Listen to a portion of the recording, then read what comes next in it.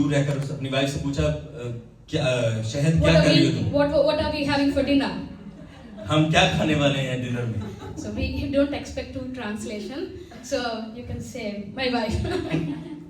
So he doesn't hear anything from the wife and he goes 10 feet closer and asks same question. कुछ भी नहीं सुना अपनी wife से और उसने फिर 10 फीट पास जाकर फिर वही सवाल पूछा. And he asks, what are you cooking for dinner? उसने कहा कि आज तुम क्या बनाने वाली हो खाने में? And still he doesn't hear anything. फिर भी उसने कुछ नहीं सुना. And he goes 5 feet closer to her and asks the same question. उसने 5 फीट पास जाकर फिर सेम सवाल पूछा. Still he does not hear anything back. और फिर भी उसे कुछ नहीं जवाब आया. And he gets frustrated, goes closer and screams in her ear and asks, what are you making for dinner? और वो तंग आ गया और उसने जोर से जाके उसके कान में बोला कि क्या बनाने वाली हो खाने में? And then she turns around and gives him an angry look. और वो मुड़कर के गुस्से की एक लुक देती है. And she tells, for the 4th time I'm telling you we are having soup for dinner. उसने कहा कि मैं चौथी बार तुम्हें कह रही हूँ कि हम सूप पीने वाले हैं आज. Okay, those who don't get the joke. जिनको जोक समझ में नहीं आया. The problem is not with the wife, but it's with the husband's hearing. ये यहाँ प्रॉब्लम विद वाइफ के पत्नी के साथ नहीं है बल्कि हस्बैंड के साथ. Now you can laugh. As humans, we often try to fix something without understanding where the problem is. इंसान होने के कारण हम कई बार प्रॉब्लम को सॉल्व करने की कोशिश करते हैं. And as pastors, when we sit with people for counseling, जब हम पास्टर होकर लोगों के साथ जब हम काउंसलिंग के लिए and when we बैठते हैं, hear their stories, जब हम उनकी स्टोरीज सुनते हैं, कहानियां सुनते हैं, and it's very common as human psychology that we are perfect and the problem is with the other person. जब हम कहानियां सुनते हैं तो हर एक को ये लगता है कि मैं ही परफेक्ट हूँ, मैं सही हूँ, बाकी सब गलत है. And parents think that the problem is with children, जो माँ बाप हैं वो सोचते हैं कि बच्चों के साथ प्रॉब्लम है. while children think the problem is parents. बच्चे सोचते हैं प्रॉब्लम माता पिता के साथ. The husband thinks the problem is wife, husband जो है सोचता है प्रॉब्लम वाइफ के साथ है. but wife thinks the problem is husband. Wife सोचती है same.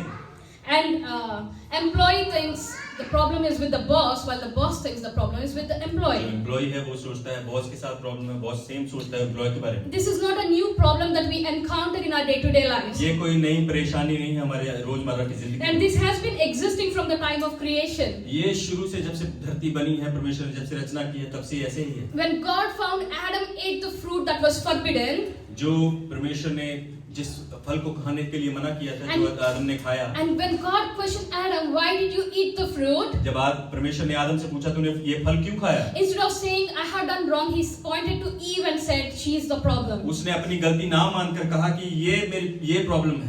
God has spoken to Adam and gave clear instructions. और परमेश्वर ने आदम को सही इंस्ट्रक्शन दिए थे, सही चीजें बोली थी. He gave clear instructions of what is allowed, what is not allowed. परमेश्वर ने सही तरीके से बोला था क्या खाना है, क्या नहीं खाना है. Yet man tend to do what is right in his own eyes. पर फिर भी इंसान वही करता है जो उसकी खुद की आंखों में सही है. And when then things go wrong, he blames the other person for the consequences. जब चीजें गलत जाती हैं तो वो दूसरों को ब्लेम करता है. Even today, God clearly speaks to each one of us. आज भी परमेश्वर हमें हमारे से सीधे क्लियरली बात करता है. Often we get to hear people asking us, Pastor, how does God speak to us? बहुत बार लोग पूछते हैं परमेश्वर कैसे बात करता है? God speaks to us through His very word. परमेश्वर हमारे अपने वचन से हमारे साथ बात करता है. Through the sermons. सरमन के द्वारा हमारे साथ बात through करता है. prophetic word. और प्रोफेसीज के द्वारा हमारे साथ बात through करता है. dreams and visions. और स्वप्न के द्वारा हमारे साथ बात करता है. And sometimes through the soft nudge of the Holy Spirit. Through the soft nudge of the Holy Spirit. कई बार पवित्र आत्मा के द्वारा वो हमसे बात करता है. Yet we fail to do what God speaks to us and instructs us to do. कई बार फिर भी हम फेल हो जाते हैं कि क्या परमेश्वर हमारे जीवन से चाहता है. And we try to tell people that it is very simple to listen to God. All you need to do is pay attention to the word of God. हम लोगों को कहते हैं बड़ा आसान है परमेश्वर की आवाज को सुनना, आपको अटेंशन देने की जरूरत है उसकी तरफ. Psalm 32 and verse 8 says, भजन संहिता 32 उसकी 8वीं आयत कहती है, God said, I will instruct you and teach you in the way you should go. मैं तुझे बुद्धि दूंगा और जिस मार्ग में तुझे चलाना चाहूंगा उसमें अगुवाई करूंगा. You may ask me then why we still don't hear from God. तो आप मुझे पूछ सकते हैं कि हम अभी भी क्यों नहीं परमेश्वर की आवाज को सुन रहे हैं. Then you may ask me, Pastor, why are we still stuck in life? आप मुझे ये भी पूछ सकते हैं कि हम यहाँ पर एक ही जगह रुके क्यों हुए हैं. My answer would be because our ears are so tuned to selective listening. मेरा उत्तर ये होगा कि हमारा जो हमारे कान है वो एक जो हमें भाती है चीज उसको उसकी तरफ ज्यादा अटेंटिव है।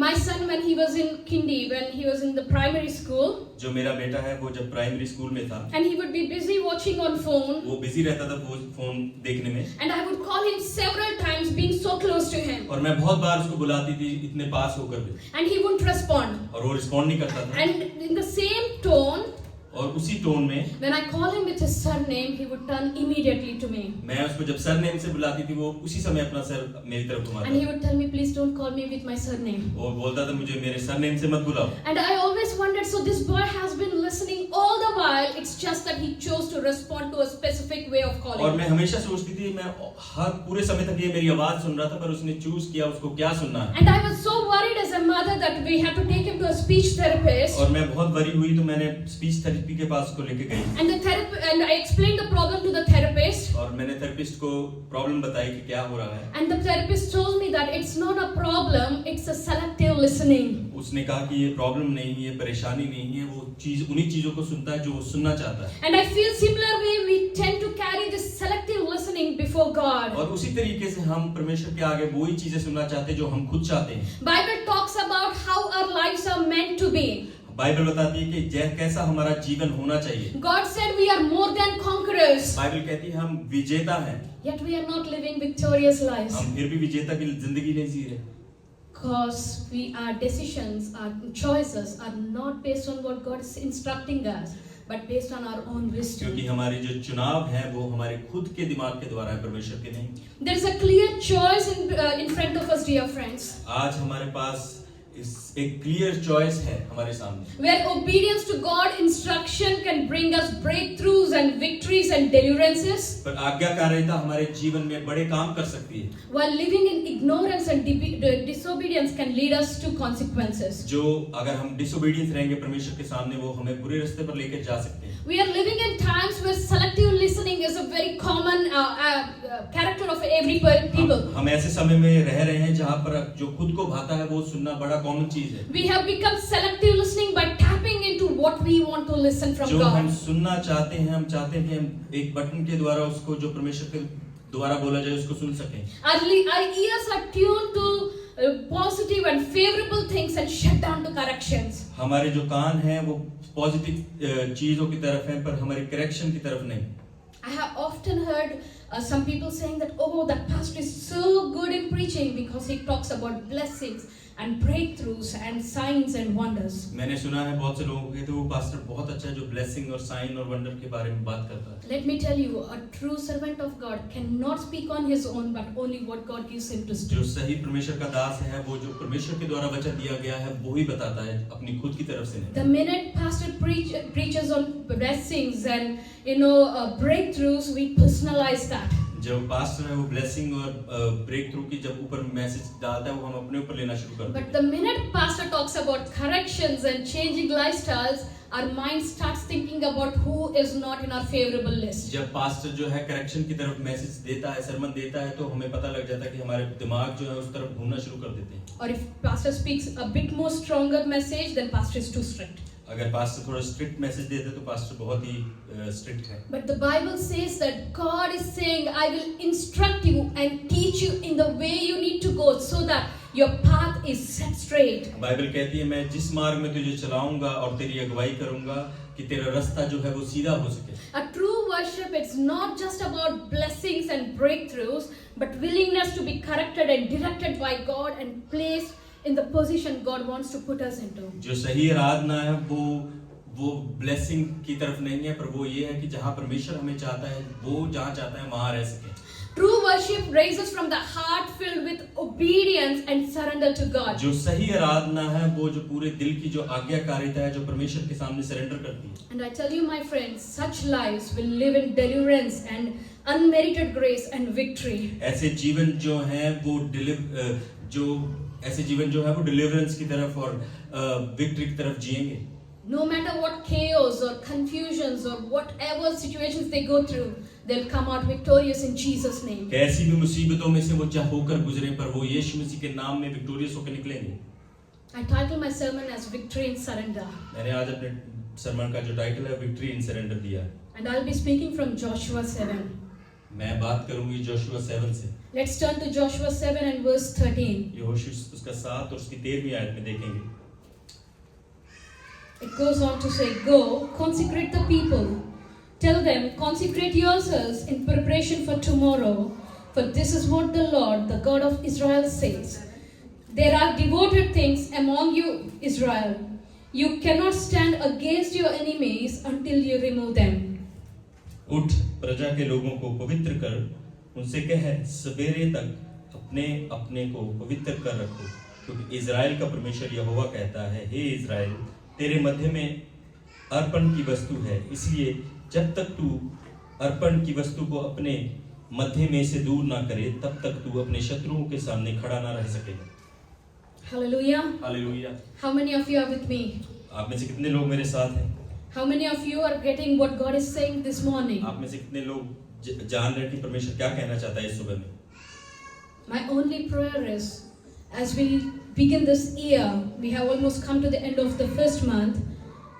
मेरी प्रार्थना ये है कि जब हमने शुरुआत की इस साल की और ऑलमोस्ट हम पहुंच गए हैं इस साल महीने के अंत में, We truly receive the blessing of the promised word that's spoken over us this year. कि हम पूरी तरीके से परमेश्वर का जो प्रॉमिस है हमारे ऊपर दिया गया उसको रिसीव कर सकें। The promise we received this year is year of divine grace. जो हमने प्रॉमिस साल रिसीव किया है वो ये साल जो है डिवाइन ग्रेस का साल है। Year of abundant grace. ये जो साल है परमेश्वर की अबंडेंट ग्रेस का साल है। And Pastor said, this is the grace that will carry us through this 2026 and brings us out victorious. और पास्टर ने बोला है कि ये साल, ये जो प्रॉमिस है वो पूरा साल हमें कैरी करेगा।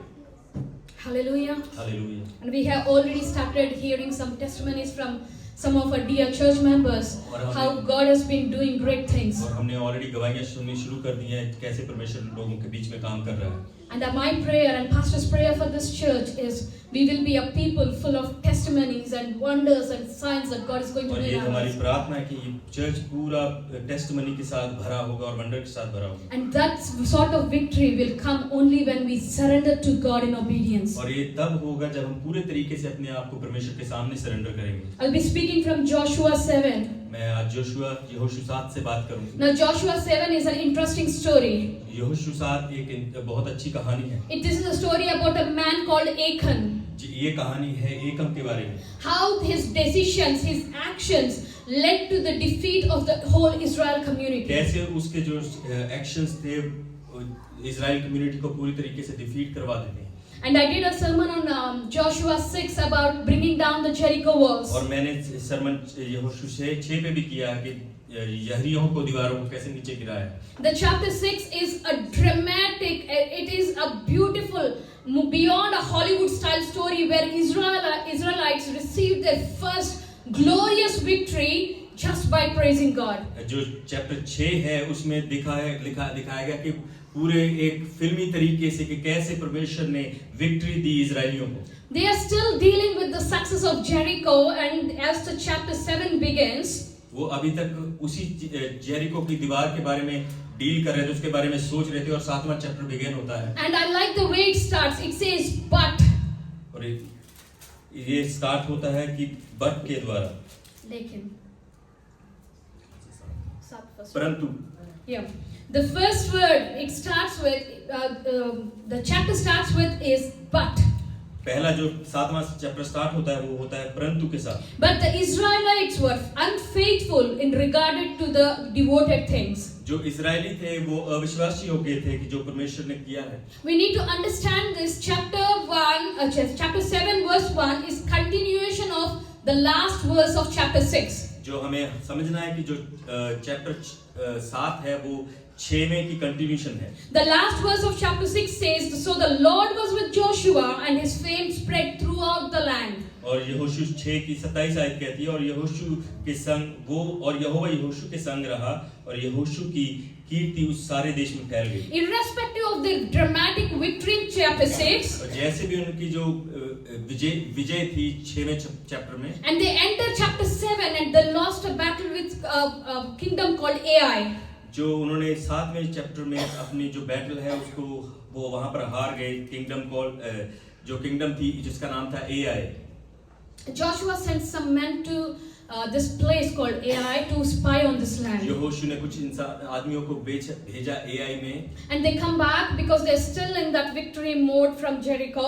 और वो वापस आते हैं उसी मोड में जो विक्ट्री मोड में जब वापस आते हैं। And they tells their leader Joshua that don't have to send the whole army, just send 3,000 people and we can easily win over Ai. और यहोशू से आकर वो कहते हैं कि तूने पूरे आर्मी भेजे, सेना भेजने की जरूरत नहीं, बस 3,000 लोगों को भेज। And verse 5 says Joshua sends these 3,000 people, but the Ai people chase them out, killing 36 people. और चौथी आयत कहती है कि वो 3,000 लोगों को भेजता है, But the Ai people kill 36 of Israelites and chase them out. जो एआई के जो सेना होती है वो 36 लोगों को मार देते हैं और वहां से भगा देते हैं। And verse 5 says, at the hearts of the people melted in fear and became like water. और जो इजरायली थे उनका जो दिल था वो पिघल गया और पानी की तरह पिघल गया। And then they understood, they came to reality that even their strategy didn't work. No matter they would have won Jericho, but as they went to fight against Ai, they just lost it. और उनको समझ नहीं आया कि वो तो दीवार तो उन्होंने जेरिको की जो दीवार थी वो तो गिरा दी थी, पर उनके एआई के लोगों के आगे वो हार गए। And Bible says the hearts of the people melted in fear and became like water. और बाइबल कहती है जो वहाँ उनके दिल थे वो पानी की तरह पिघल गए। Ask us how that feeling is. We've been in a situation like that. हमें पूछो कि वो फीलिंग कैसी है, हम उस सिचुएशन में से गुजरे हैं। Some of you know that we have gone through this situation with Emirates. हमें आप में से कई लोगों को याद है हम एमिरेट फ्लाइट में इसकी सिचुएशन में से गुजरे हैं। And last night we were talking, we were laughing about it. और हम पिछली रात को हम इसके बारे में याद करके हंस रहे थे। But our hearts were similarly like these people, melted in fear, and they became like water. और हमारे दिल उसी तरीके से पिघल गए थे जब हम उस सिचुएशन में थे। I can understand what Israelites were going through. मैं समझ सकती हूँ कि इजरायली किस सिचुएशन में से गुजर रहे थे। All confidence had come back to ground zero. और सारा जो कॉन्फिडेंस है, वो उत्साह है, वो सारा जीरो हो गया था। And then they don't know what's wrong, where they went wrong. और उनको पता नहीं कि वो कहाँ पर गलत चले गए। And when Joshua saw that people were filled with fear, जब ये यहोशू ने देखा कि लोग डर से भरे हुए हैं, he goes to God and falls face down. और परमेश्वर के सामने आकर वो मुंह के बल गिरता है। And he asks God, why did it even happen? और परमेश्वर से पूछता है ये क्यों हुआ? And what happens to your name now? अभी तेरे नाम को क्या हुआ? I feel this Joshua is a very interesting guy, very smart guy. और मैं देखती हूँ कि यहोशू एक बड़ा ही स्मार्ट गाय था। And he knows how to grab the attention of God. और उसको पता था कि परमेश्वर की अटेंशन अपनी ओर कैसे खींचनी। He didn't talk about his fame, how famous, even though he became very famous in all that land. और उसने अपने उस फेम के बारे में बात नहीं की कि वो फेमस हो चुका था। But he's telling God, what will happen to your name now? अभी वो कहता है यहोवा कि तेरे नाम को अभी क्या होगा? Instead of asking God where things went wrong, यहोवा के ये पूछने के बजाय कि हम कहाँ गलत चले गए, he was trying to fix a problem, issue where he doesn't know the problem is. वो फिक्स करने की कोशिश कर रहा था कि जहाँ पे उसको पता नहीं कि प्रॉब्लम क्या है। God is a God of wisdom. जो परमेश्वर है वो बुद्धि का परमेश्वर है। Psalm 139 says, even before a word is on your tongue, I know what it is. जो Psalm 39 में लिखा है कि जब तक तेरे मुंह पर जो शब्द है मुझे पता है वो तेरे बोलने से पहले मुझे जानता हूँ वो क्या है। Look at verse 10, how beautifully God answers back. 10वीं आयत में देखेंगे कि परमेश्वर किस सुंदरता से जवाब देता है। God asked Joshua, why are you with your face down? यहोवा ने यहोशू से कहा कि तेरा चेहरा क्यों उखड़ा हुआ है? God knows what was happening there. परमेश्वर जानता था कि वहाँ पर क्या हो रहा है। God can say something else. परमेश्वर और कुछ भी कह सकता था। But God asked, why are you with your face down? What are you doing? परमेश्वर ने कहा कि तेरा चेहरा क्यों गिरा हुआ है, उखड़ा हुआ है? He said, look up and look straight into the problem. उसने कहा कि अपना चेहरा ऊपर देखकर मुसीबत की ओर ध्यान दे। God pointed straight to the problem and he said, this is where the problem is. परमेश्वर ने कहा कि उसका मुसीबत की तरफ ध्यान कराया और कहा यहाँ प्रॉब्लम है। He pointed to the sin and said, this is where the problem is. उसने पाप की ओर उसका ध्यान कराया और कहा कि यहाँ प्रॉब्लम है। He pointed to the violation and said, this is where the problem is. उसने दूसरी चीजों की ओर उसका ध्यान करवाया और कहा कि यहाँ पे प्रॉब्लम है। He said, Joshua, your people have touched the devoted things. उसने कहा कि यहोशू तेरे लोगों ने जो डिवोटेड चीजें उनको छुआ है। God said when Israelites fought against Jericho, जब इस्राएलियों ने जेरिको की तरफ वॉर किया, you will not touch anything from this war. परमेश्वर ने कहा कि तुम ऐसे यहाँ पे कुछ भी नहीं छुओगे। The reason God said that was इसलिए परमेश्वर ने वो इसलिए कहा था because that's the very first battle they won as to enter the promised land. और उन्होंने ये सबसे पहली जो है लड़ाई जीती थी प्रॉमिस लैंड में एंटर होने के लिए And technically, that whatever the plunder was from the war, that belongs to God as the first fruits. और जो भी वहां पर उनको मिला था वो परमेश्वर का पहला फल था God said, do not touch the first fruits. और परमेश्वर ने कहा पहला फल को ना छुएं But Achan, this guy, जो एकन था he saw a beautiful robe and silently took it. और उसने वहां पर एक रस्सी को देखा और उसने धीरे से उसको ले लिया He silently ignored the very instruction of God not to touch the devoted और things. उसने चुपचाप परमेश्वर की जो आज्ञा थी उसका ना पालन करते हुए उन चीजों को ले लिया Israelites were holding on to the things that God considers as violation and sin is a direct disobedience to God. और उन चीजों को वो पकड़ कर बैठे थे जो परमेश्वर की ओर नहीं थी और उसकी तरफ पाप कर रहे थे गुनाह कर रहे थे And sometimes we do that.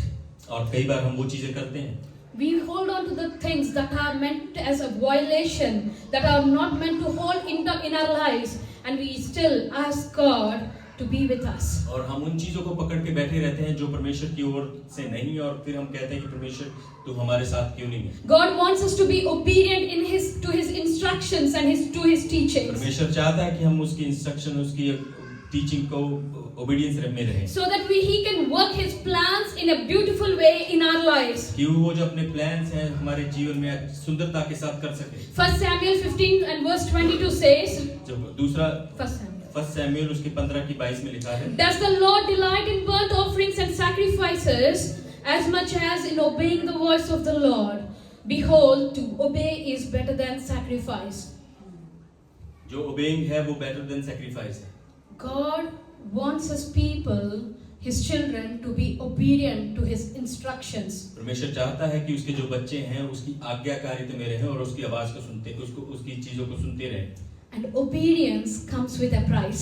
आज्ञाकारिता है वो प्राइस के साथ आती A है price of letting go sinful nature. और जो पाप का जो नेचर है उसको छोड़ना Obedience comes with a price. जो आज्ञाकारिता है वो प्राइस के साथ आती है A price of coming into surrender with God. जो प्राइस है वो परमेश्वर के आगे सरेंडर करना अपने आप को Obedience comes with a price. जो ओबीडियंस है वो प्राइस के मूल्य के साथ आती है A price of being sealed into a covenant relationship with जो God. प्राइस है वो परमेश्वर के कवनेंट रिलेशन के साथ में रहना God is not interested in like ordinary friendships with परमेश्वर us. जो है हमारे साथ ऑर्डिनरी मित्रता नहीं रखना He चाहता is interested in covenant relationship with us, sealed with the mark of His वो Holy हमारे Spirit. जो मित्रता हमारे साथ रखना चाहता है जो सील हो होली स्पिरिट के साथ And see, a covenant relationship runs for generations. जो परमेश्वर का कवनेंट रिलेशनशिप है वो सालों साल तक चलता है जनरेशन तक चलता है One man's decision, एक इंसान का जो डिसीजन था his temptation,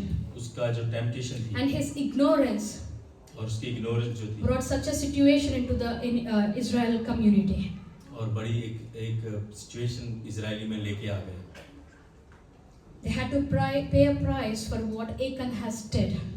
उनको उसका मूल्य देना पड़ा जो एकम ने जो किया They had to pay a price for what Achan has done in disobedience. जो एकन ने किया उसके लिए उनको एक मूल्य देना पड़ा Probably Achan would have thought that no one would ever know. एकन ने सोचा होगा कि कोई जान नहीं पाएगा A little lie, थोड़ा सा झूठ a little compromise, और थोड़ा सा a कॉम्प्रोमाइज little trade-off. और अपने आप को बेच देना It's okay. सही है It's still okay. चलता है. it happens it works He might have thought that I'm still part of God's army. और उसने सोचा होगा कि मैं अभी भी परमेश्वर की सेना का पार्ट हूँ I'm still fighting the battles for God's अभी मैं name. परमेश्वर के लिए लोगों से लड़ाइयाँ कर रहा हूँ I'm still part of the fellowship. अभी मैं फेलोशिप का पार्ट I'm looking holy. मैं पवित्र दिख रहा हूँ I'm talking holy. मैं पवित्र बोल रहा हूँ I'm acting holy. मैं एक्ट पवित्र कर रहा हूँ I'm taking part in church मैं activities. चर्च की एक्टिव ले रहा हूँ भाग ले रहा No हूँ one will ever know what's being done in secret. कोई भी जान नहीं पाएगा कि मैंने अंधेरे में क्या किया But Bible says बाइबल कहती है God looks at the hearts and the intentions of the people. और परमेश्वर जो है दिल की तरफ देखता है और लोगों के इंटेंशंस की ओर देखता है He says, before a word is on your tongue, I know what it is. मैं जानता हूँ जब तक तेरी जुबान पे जो शब्द है उससे पहले मैं जानता हूँ Before a thought is coming into your mind, I know what it is. जो तुम्हारे जहन में जो थॉट्स आते हैं उससे पहले मैं जानता हूँ वो Before क्या a है। plan is made in your heart, I know what it is. जो तुम्हारे दिल में जो प्लान होता है उसमें मैं जानता हूँ When Joshua prayed to God, जब यहोशू ने प्रार्थना की God directly pointed to the problem. परमेश्वर ने उसको पॉइंट किया मुसीबत की ओर।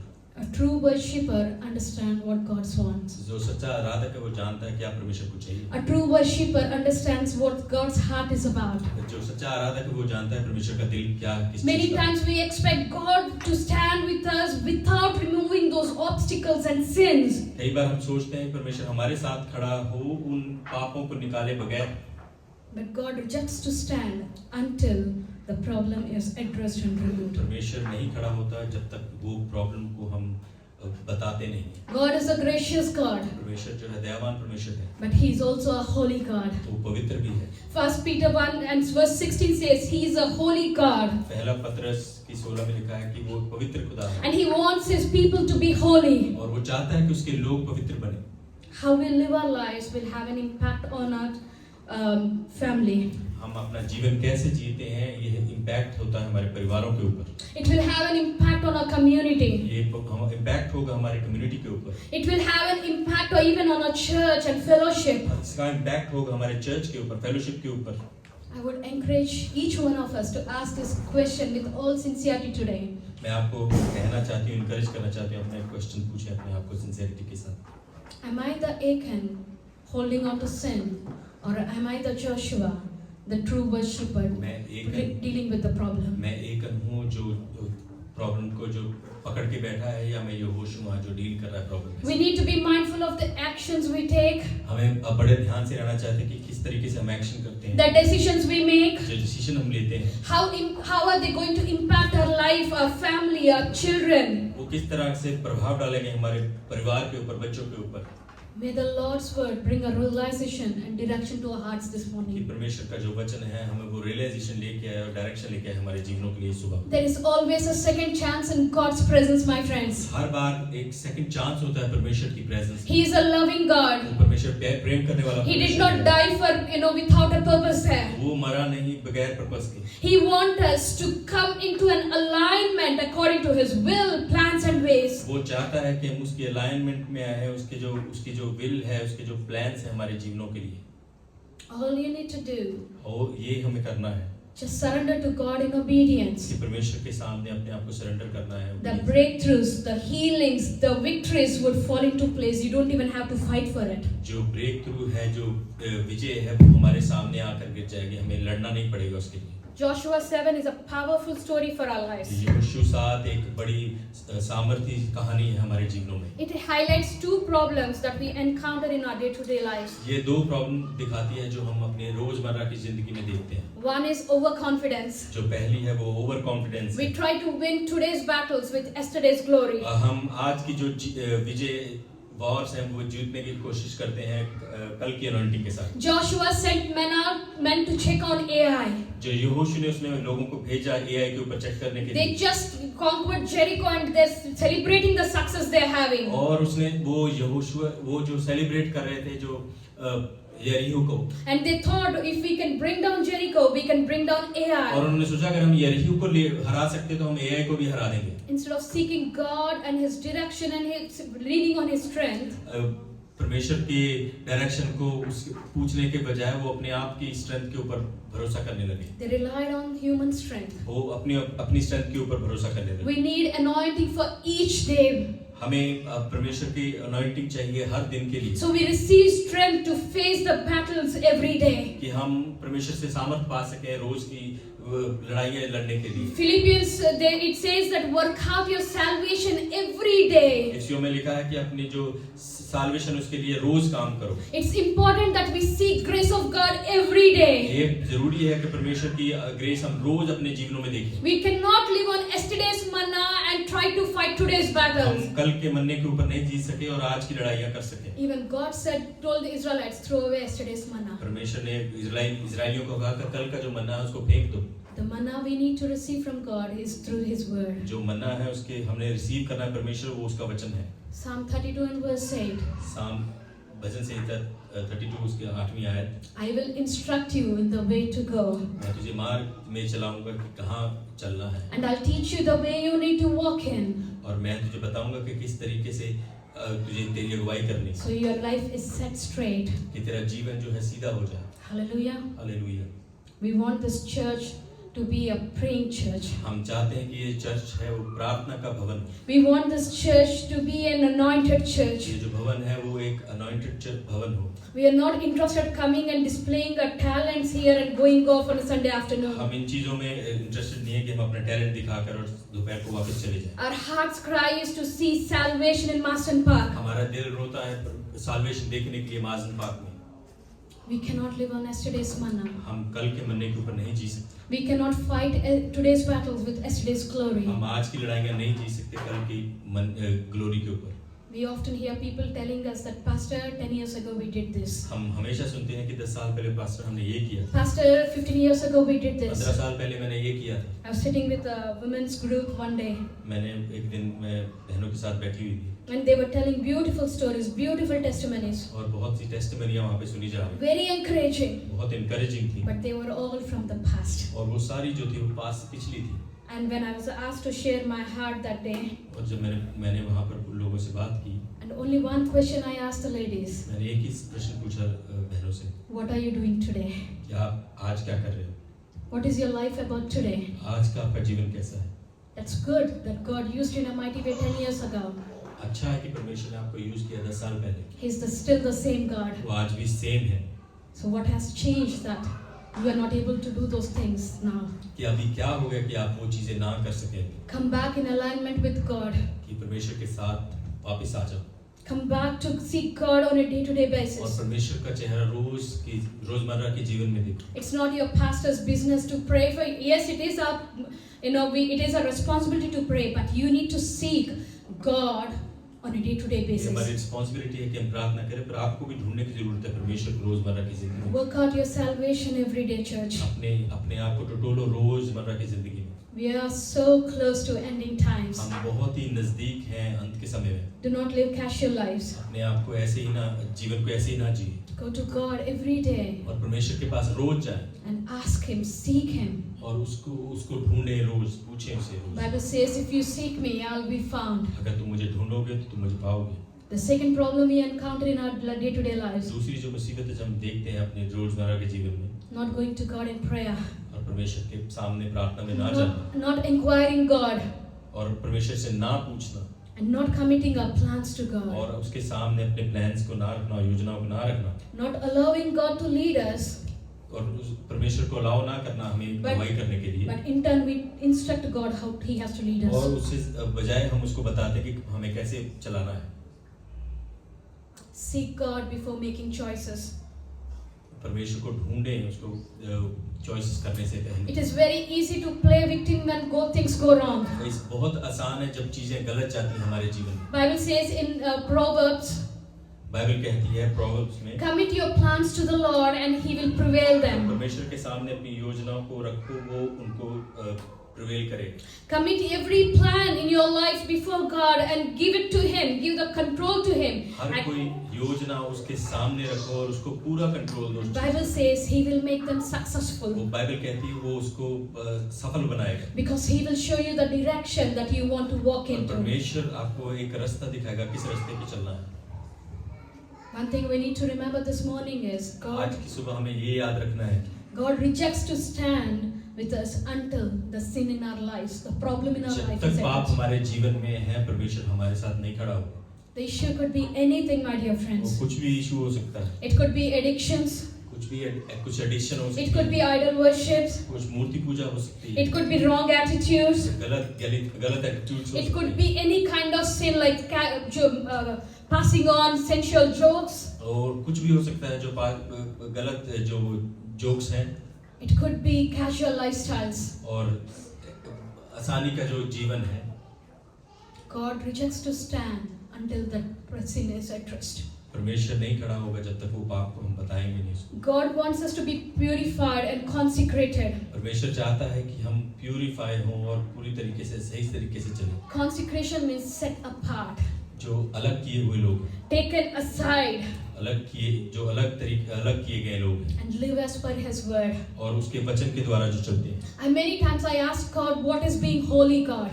मैंने बहुत बार परमेश्वर से बोला, परमेश्वर पवित्रता क्या है? Is it stop watching movies? कि हम मूवीज ना देखें, Or is it stop going with certain kind of friends? एक कुछ सही तरीके के दोस्तों के साथ जाना, Or is it being in prayer and worship and listening to all gospel all day? कि प्रार्थना करना और वचन को पढ़ना और मसीही चीजों को सुनना? It is simple. Being holy means surrender to God's will. ये एक बड़ा आसान है कि अगर आप पवित्र रहना चाहते हैं, परमेश्वर के आगे सरेंडर करें God's surrendering to God's ways and plans. और परमेश्वर के जो आगे अपने प्लान्स को सरेंडर करें। I like the quote from Pastor Stephen Futrick. मुझे ये पसंद है पास्टर स्टीवन फ्यूट्रिक के quotes. He said, when it starts with God, it ends in victory. जो वहाँ पर लिखा है कि जब हम परमेश्वर के साथ शुरुआत करते हैं तो वो विजय के साथ। But when it starts with me, it ends in defeat. जब मैं खुद के साथ स्टार्ट करता हूँ वो डिफीट के साथ अंत होता है। Today the Lord is telling the battle belongs to me. जब परमेश्वर कह रहा है जो वॉर है वो मेरी है, जो लड़ाई है वो मेरी है। Not by power, मैं खुद की सामर्थ्य से नहीं, not by might, खुद की माइट के साथ नहीं, but by my spirit, says the Lord. Hallelujah. मेरे पवित्र आत्मा के साथ परमेश्वर कहता है। If we tap into God's spirit अगर हम उसके पवित्र आत्मा के सामने चलें and we yield to God's instructions, और हम उसकी इंस्ट्रक्शन को सुने, we will be victorious Christians. हम एक विजयी जो मसीही होंगे। We will live more than as conquerors. अच्छा, हम बहुत मोर देन अ कॉन्करर जीवन जिएंगे And nothing can separate us from the love of God. और कुछ भी हमें अलग नहीं कर सकता परमेश्वर से, प्रेम से। It's good that we turn away from the things that doesn't please God. हमें अच्छा है कि हम उन चीजों से अलग हो जाएं जो परमेश्वर को सही It's नहीं good लगती। that we give up on sinful lifestyles. अच्छा है कि हम उन चीजों को दे दें जो परमेश्वर को सही नहीं लगती। It's better that we commit ourselves कि ये अच्छा है कि हम अपने आप को कमिट करें so that God can turn every defeat into a victory. Hallelujah. कि परमेश्वर जो डिफीट है उसको विक्ट्री में बदल दे। Come on, shout aloud, hallelujah to Hallelujah. Jesus. God will give you strategies that will position you in victory. परमेश्वर आपको ऐसी चीजें देगा कि जो आपको उस विजय की तरफ लेके चलेगा। I don't know who God is speaking this morning, but मुझे He's पता नहीं telling है you. आज परमेश्वर किसके साथ बात कर रहा है। God is willing to turn your loss into a blessing. परमेश्वर आपके जो नुकसान है उनको आशीष में बदलने जा रहा है। But this sort of blessing, this sort of victory will only come through surrender.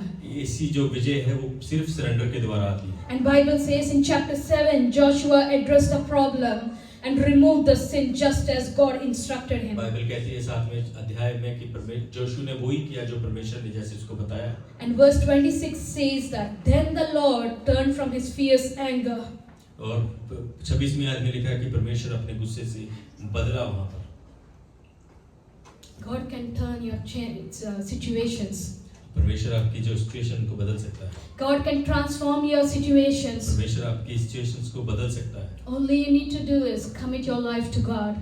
आपको क्या करना है कि अपने जीवन को परमेश्वर के सामने कमिट करना है। Hallelujah. Hallelujah. I like how Joshua 8 speaks of the God assuring the Israelites that not to be afraid, not to be discouraged. He is there with them. मैं देखी जब चैप्टर यहोशू 8 में कि परमेश्वर कैसे उनको एनकरेज करता है यहोशू। When Joshua addressed the problem and removed the sin as per God's instruction. जब यहोशुआ जो है वो उस प्रॉब्लम को एड्रेस करके उसको खत्म करता है उस जगह से। God stepped in. परमेश्वर वहाँ पे कदम रखता है। And he changed the whole game plan. वो पूरे तरीके से उस गेम प्लान को चेंज करता है। You can read Joshua 8 at your home. आप पढ़ सकते हैं यहोशू 8। He refined the whole plan. और वो रिफाइन कर देता पूरे प्लान को। And he said, "Go now, I'll give AI into your hands." और परमेश्वर कहता है कि अभी जा और मैं AI तेरे हाथों में But they not with the previous plan of yours. और वो जो पिछले प्लान के द्वारा नहीं, But I'm going to give you a new plan. मैं तुझे एक नया प्लान देने वाला हूँ। The first thing is God will give you wisdom when you surrender to Him and how to use your resources and how effectively to use पहली them. चीज है जब आप उसके सामने झुकेंगे तो वो आपको एक बुद्धि देगा कि कैसी चीजों को यूज करना है। Verse 3 in chapter 8, God said, instead of 3,000 people, you will take an army of 30,000 men. तीसरी आयत में लिखा है कि 3,000 लोगों की बजाय तुम 30,000 लोगों को लेके जाओ। God gave them wisdom on how to use the resources of Israel. परमेश्वर ने उनको बुद्धि दी कि अपने रिसोर्स को किस तरीके से यूज करना है। He is a God of wisdom, my dear friends. हमारा परमेश्वर जो बुद्धि का परमेश्वर है। When you start committing to God, the first thing God will do is fill you with wisdom. और जब पहले आप परमेश्वर को को फॉलो करना शुरू कर दे तो पहली चीज जो वो देगा वो है बुद्धि। And the second thing God did is He refined the approach. उसने क्या किया, उसने रिफाइन किया, उसने छाना उस चीज को। In chapter 7, the Israelites went marching into the city सातवें अध्याय में वो इजराइल जो थे मार्चिंग करने because they were लगे। very confident. वो बहुत ही कॉन्फिडेंट थे। We marched into Jericho, we marched into Ai. हमने यरीहो में मार्च किया, अब यहाँ पे भी मार्च करें। God said, no, you will go ambush. परमेश्वर ने कहा कि नहीं, तुम एम्बुश जाओ, You will go in hiding and attack them, and I'll tell you to attack. तुम छुप छुप कर जाओगे और अटैक करोगे जब मैं बोलूंगा तुम्हें। God attack करने। refined how they should approach the enemy. परमेश्वर ने उसको छाना कि हम किस तरीके से अप्रोच करेंगे। And when you surrender to God, the third thing He will do is He will give you a strategic जब हम direction. सरेंडर करते हैं उसके सामने तीसरी चीज वो देता है हमें रास्ता। He will give you strategic approach over impulsive behaviors. वो हमें अप्रोच देगा इम्पल्सिव बिहेवियर की ओर। He said, do not run to wage a war. उसने कहा कि भागो मत लड़ाई करने के लिए। Verse 5 to 8, you can read in chapter 8, which says that you wait, watch, and attack when I tell you so. तुम इंतजार करो, देखो, फिर हमला करो। Many Christians are living lives without strategy. बहुत से जो मसीही हैं वो बगैर किसी स्ट्रेटेजी के But काम God कर रहे हैं। is a God of wisdom. When you yield yourself into your hands, He will refine everything that you have done by your own standards. परमेश्वर जो है बुद्धि का परमेश्वर है, वो सारा कुछ चेंज कर देता है जो अपने खुद के तरीके से रखा है। Bible says, when you ask wisdom, irrespective of who you are, I will give it to you. परमेश्वर ने कहा कि जब तुम बुद्धि के बारे में पूछोगे, तुम कोई भी हो मैं तुम्हें वो दूंगा। Solomon asked for wisdom. God gave wisdom and riches.